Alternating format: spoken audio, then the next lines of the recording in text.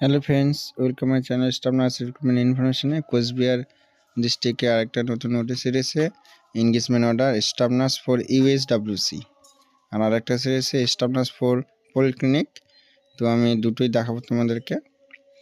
দেখো কে কে সিলেক্টেড হয়েছে: বিষ্ণুপ্রিয়া সাহা,